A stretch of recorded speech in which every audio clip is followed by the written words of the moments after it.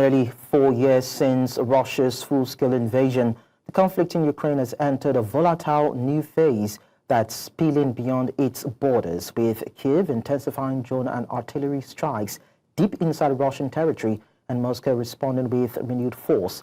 The line between battlefield and homeland is blurring fast. As both sides test the limits of military reach and international patience, questions are growing about how long this war of attrition can continue and what these cross-border offensives mean for global security. NATO and the fragile balance of power in Europe is also a part of the consideration. So we unpack the latest developments, the geopolitical stakes, and the shifting strategies defining this next chapter of the Ukraine-Russia war. And definitely we will be tying that to what we've seen happen also in Ethiopia, where we've seen the TPLF force battling the Afar region. And there are questions as to how this sort of instability would continue and will continue to decimate those regions without some sort of lasting solutions to bring an end to this. We tie that to the Russia-Ukraine crisis also, as we are being joined by Alexander von Roggen, who is a global policy analyst. Alexander, thank you so much for coming around. Sure. So, based on what you've seen, why do ceasefires often crumble into renewed violence, as seen in both Ukraine borders, strikes against Russia, and we've also seen in Ethiopia's Afar and Tigray tensions? Well, they're two completely different applications. In the Ukraine, I mean, the purpose of a ceasefire is to act as a catalyst for peace negotiations.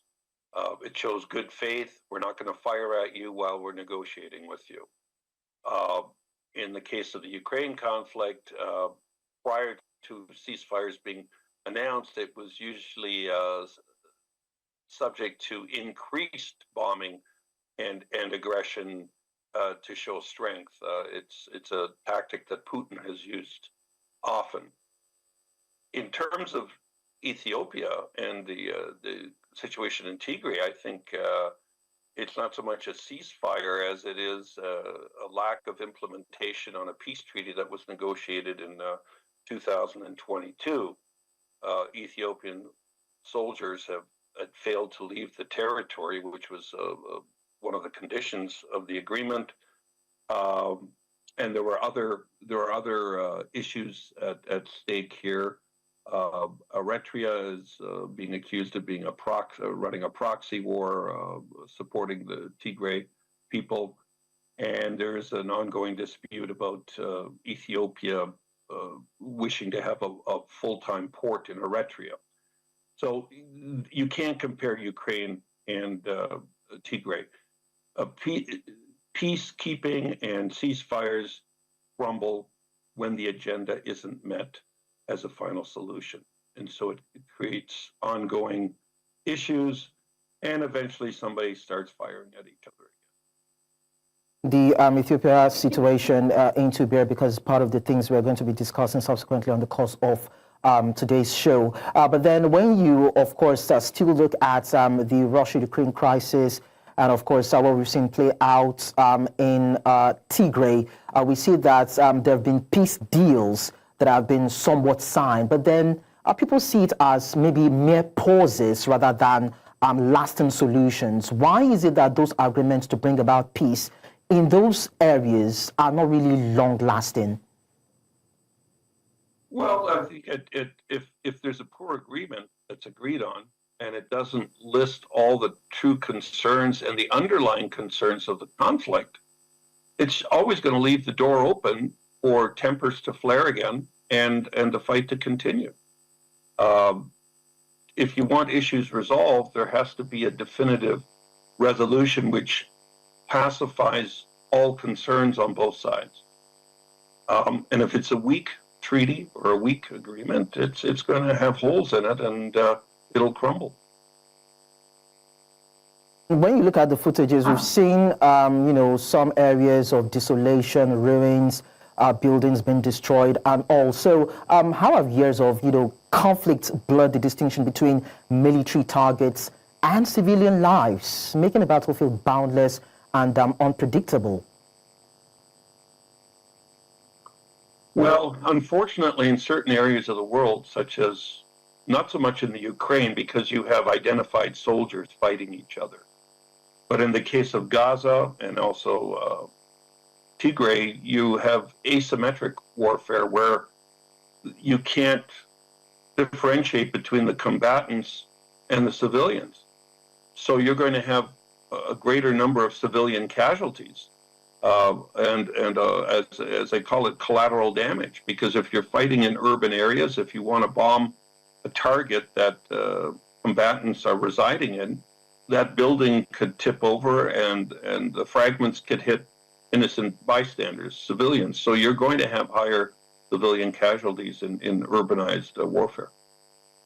We continue to see these casualties. We see the polarity in terms of global interests. So one would also want to ask the question, why does the world rally swiftly around Ukraine suffering while similar tragedies in places like northern Ethiopia barely register on the global radar? Well, I think it's the net effect of the war and the surrounding area. In Ukraine, the Ukraine-Russia conflict, it involves NATO and the NATO countries, which number about 29.